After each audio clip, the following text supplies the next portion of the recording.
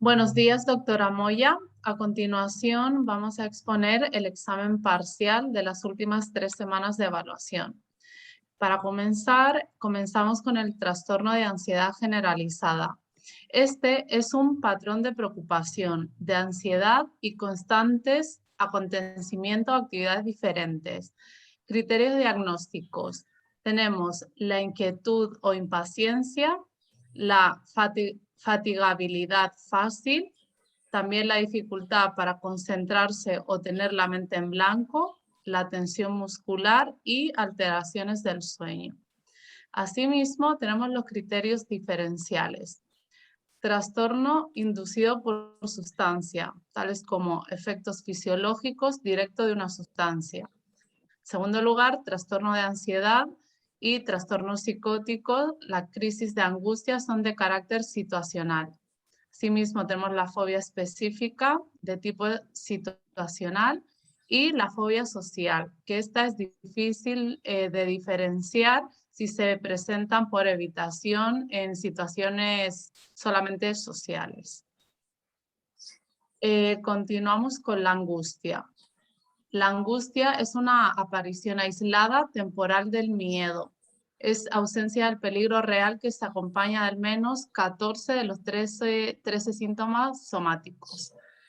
La clasificación sería el trastorno de angustia con agorafobia, que es la aparición temporal de miedo a consecuencias catastróficas como por ejemplo morir. Y luego tenemos el trastorno de angustia sin agorafobia, que se da después de haber sufrido algún ataque de pánico.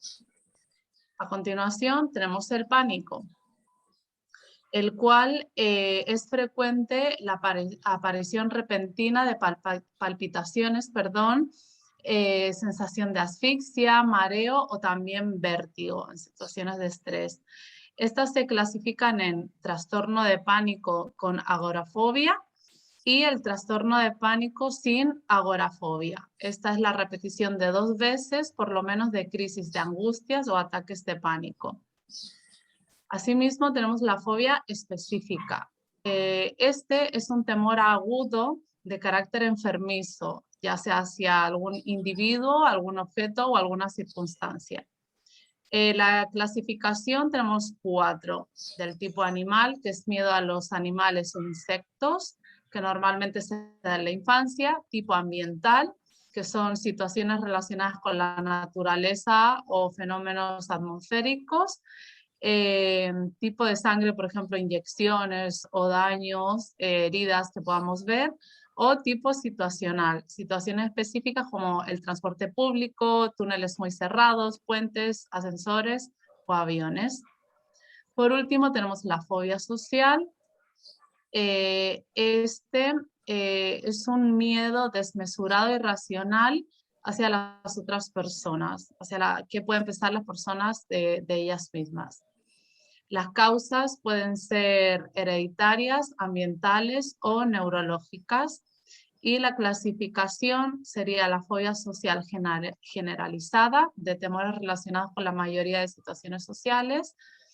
Y suelen tener miedo tanto a acudir como en público como a situaciones sociales interactivas, que tienen muchísimo que interactuar. Le doy paso a mi compañera Ariana.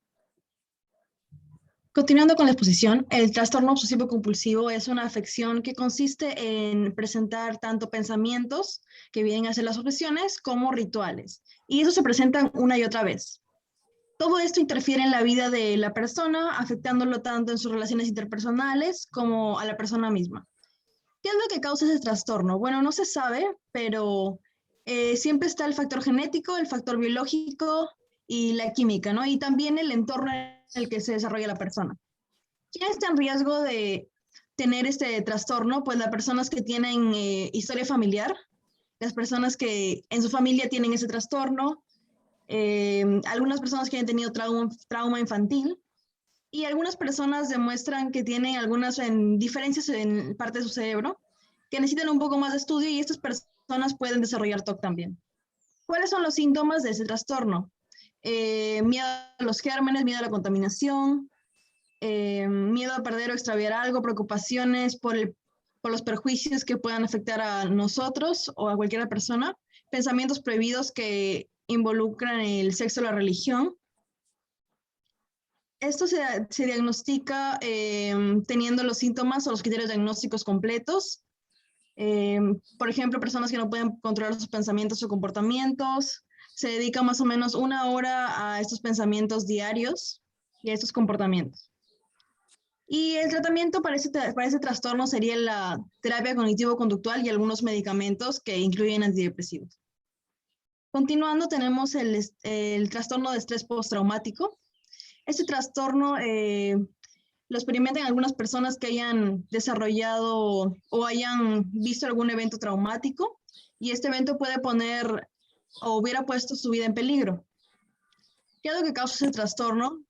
La genética, neurobiología, factores de riesgo y aspectos personales después del evento traumático.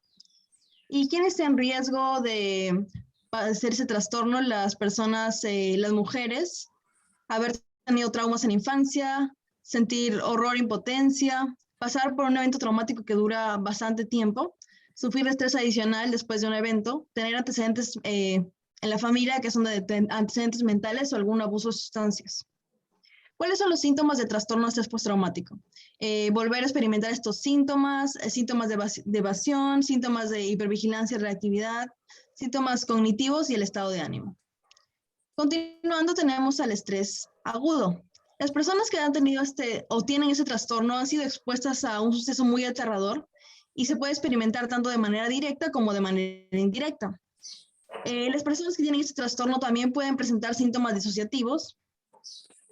Tenemos que tener en cuenta algunas características para el diagnóstico. Exposición directa o indirectamente al evento, recuerdos angustiantes recurrentes, sueños angustiosos recurrentes, sensación de vivir el acontecimiento una y otra vez como forma de flashback y la incapacidad persistente para experimentar emociones positivas. Le doy paso a mi compañera. Bueno, ahora yo hablaré sobre los trastornos sexuales. Para esto necesitamos saber lo que es salud sexual, lo cual es una integración de aspectos somáticos, emocionales, intelectuales y sociales del ser humano en forma de que se den enriquecedoramente y realcen personalidad, la comunicación y el amor de las personas. Ahora, las relaciones sexuales, término que muchos usan, es el conjunto de comportamientos eróticos que realizan dos o más personas de distintos sexos o del mismo. Generalmente suelen incluir uno o varios coitos. Existen tipos de relaciones sexuales, las cuales se pueden dar heterosexual, homosexual, los tríos, intercambio de parejas y sexo en grupo. Ahora, hablando de las disfunciones sexuales, ya, son problemas en el ciclo de respuesta sexual o dolor durante el coito. Existen tipos de disfunciones sexuales que son del deseo sexual, de la excitación sexual, del orgasmo, por dolor debido a una enfermedad médica inducida por sustancias o no especificada. Un tema muy importante para tocar en el trastorno sexual son las disfunciones de género, la disforia de género, la cual es la incongruencia percibida entre la propia identidad de género o el sexo atribuido al propio cuerpo y todos los problemas que se derivan de ello. Para esto vamos a hablar lo que es sexo, sexo, género e identidad, los cuales son términos muy importantes a tratar en este tema, en donde el sexo es la condición biológica de la persona, ya sea hombre, mujer o intersexual. El género es la vivencia interna o individual de la persona de género tal como ellos se sienten. Y la identidad es una atracción emocional, romántica, sexual o afectiva hacia otra persona. Ahora le daré paso a mi compañera Jessica, que continuará con la exposición.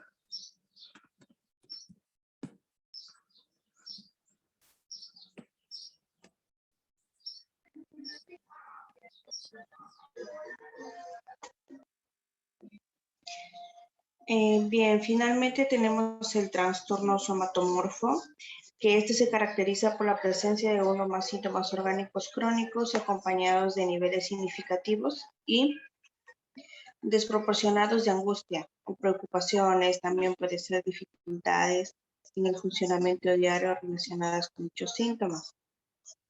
Algunas de las causas que tenemos de trastorno somatomorfo son los factores genéticos o biológicos, que aquí está, por ejemplo, los pacientes con mayor sensibilidad al dolor. También la influencia familiar, que puede ser genética, ambiental o ambas. También tenemos el rasgo de negatividad en la personalidad. Este puede impactar en la forma en que identificas o percibes la enfermedad y los síntomas corporales. Menor percepción de las emociones o problemas para procesarlas. Esto se refiere a lo que provoca en que el foco sean los síntomas físicos en lugar de los problemas emocionales.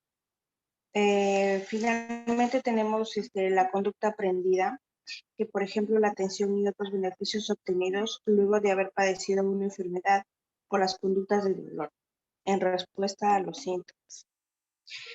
Dentro de los factores de riesgo de dicho trastorno, se presenta, por ejemplo, sentir ansiedad o depresión, tener una enfermedad o estar preocupados de alguna infección, estar en riesgo de padecer una enfermedad, por ejemplo, tener antecedentes familiares, vivir sucesos estresantes o traumas, también puede ser violencia, haber vivido traumas en el pasado o algún abuso infantil, tener un nivel de educación socioeconómico bajo.